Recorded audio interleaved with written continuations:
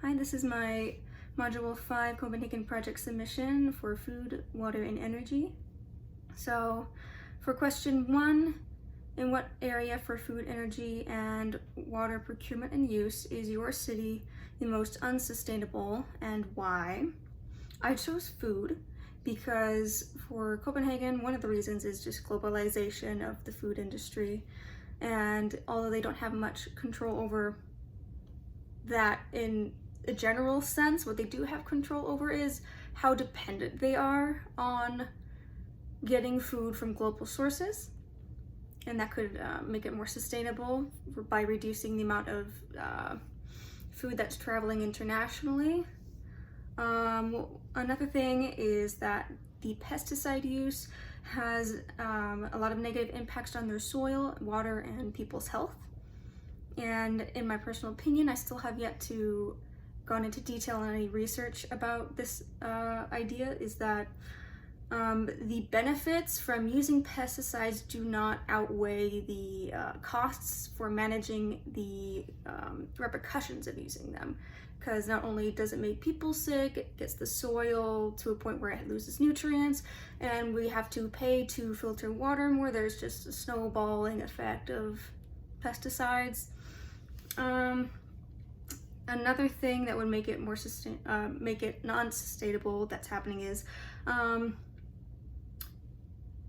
parts of the food culture and its availability to all of its citizens does vary, and that kind of goes into food justice and people's health, and that is also part that's a little bit unsustainable. Question 2 is, for which of these areas does your city have the greatest potential to become more sustainable and why?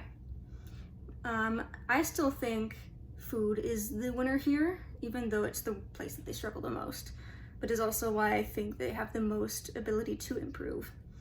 The reasons why is the citizenry engagement in this concern is very high in Copenhagen. People are wanting to learn, ready to engage and mobilize in a lot of these areas. The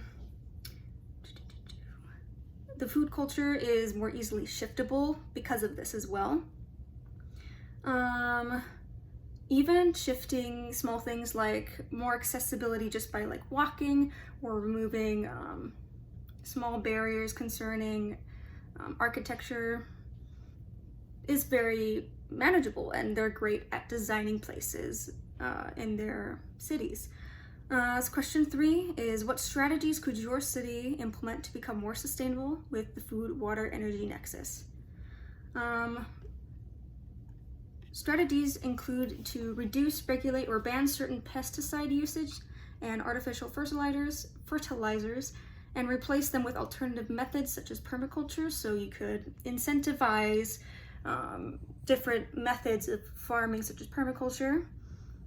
You could have costs for people who continue to use it, or you could just have regulations banning certain uses.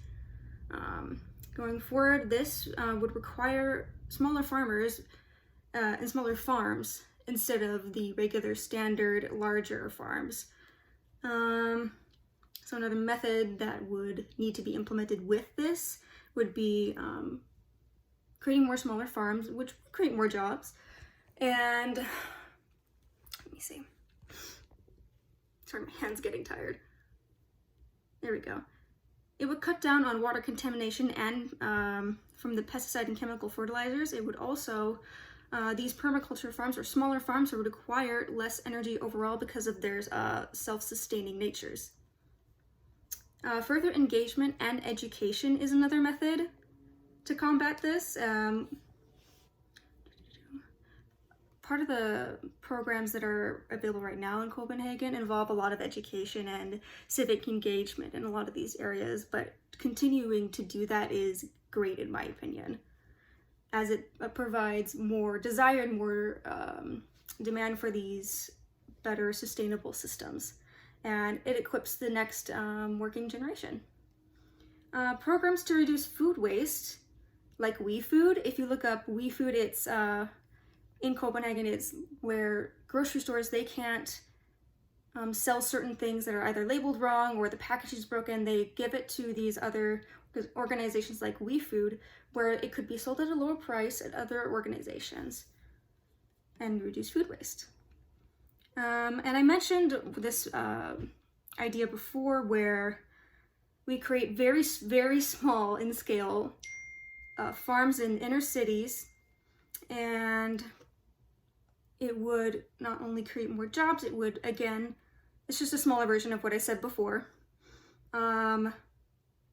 create less energy waste or energy uses, or create less pesticide contamination in soil and in water. But yes, that is my submission. I can't wait to talk to you guys about the others.